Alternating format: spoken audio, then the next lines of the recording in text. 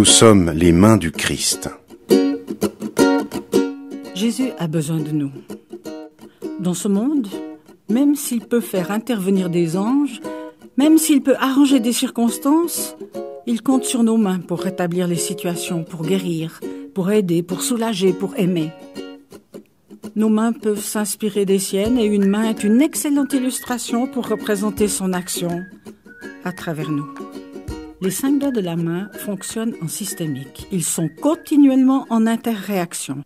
Un seul doigt ne suffit que pour des actions très simples, mais dès qu'on veut faire quelque chose de plus complexe, il faut tous les doigts. Aucun des doigts ne ressemble à son voisin et chacun a une fonction bien spécifique. Le plus important, c'est le pouce. S'il manque, c'est difficile de se servir correctement de la main. C'est l'image de la compassion. Le plus important dans le travail pour nos proches est pour ceux qui sont loin. Le pouce donne aussi un sentiment de sécurité. Les personnes qui sont au contact de notre compassion sont sûres qu'on va les aider. C'est la plus importante qualité de Jésus. Il est compatissant. Avec l'index, c'est le 2e doigt le plus important. Une main peut être très efficace avec le pouce et l'index, même sans le secours des autres doigts.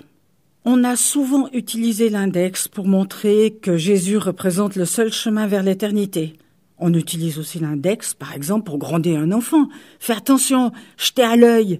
C'est le doigt qui représente les limites. Et Jésus nous impose aussi certaines limites qu'on retrouve dans les 10 commandements. Pourtant, pour nous, l'index est surtout important en relation avec le pouce, avec la compassion. Pour être efficace, il faut les faire fonctionner ensemble, car notre compassion a aussi besoin d'avoir des limites. Ça vous étonne ? Certaines personnes peuvent tellement exploiter notre compassion que ça nous fatigue. Donc, il faut imposer des limites, savoir dire non. Les limites ne sont pas des barrières, mais elles travaillent toujours en interréaction avec la compassion. Le majeur est le doigt symbole de l'importance.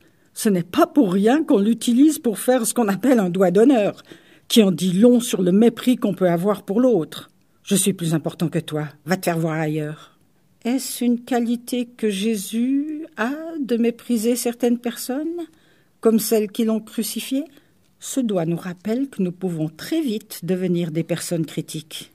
Jésus nous dit « Tu peux être important comme moi je le suis dans le monde, mais ça ne t'autorise pas à écraser les autres et à parler mal derrière leur dos. » Le 4e doigt s'appelle l'annulaire. Il porte l'anneau qui symbolise le lien du mariage, même si on le porte de moins en moins.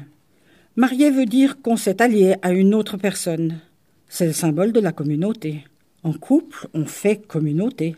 Ce doigt nous rappelle que Jésus veut former une communauté liée par l'amour du prochain. Il fait alliance avec nous et nous demande que nous fassions alliance entre nous. Faire alliance veut dire, par exemple, je ne suis pas d'accord avec toi sur certaines choses, mais je décide de marcher avec toi, de te faire du bien, de t'aider. C'est savoir écouter, accepter parfois des remarques négatives.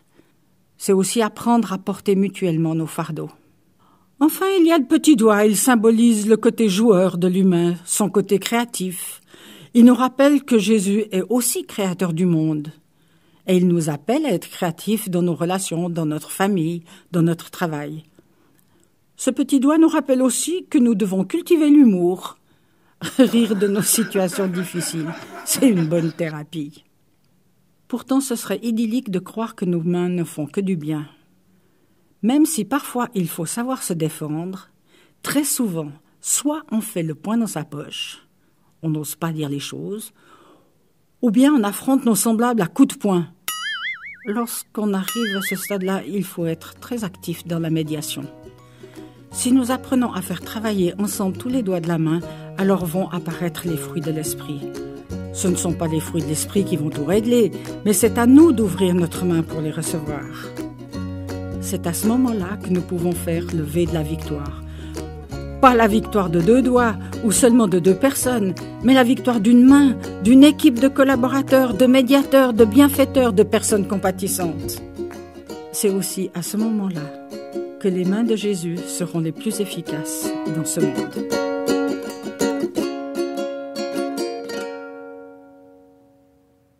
Seigneur notre Dieu, répands sur nous ta douceur.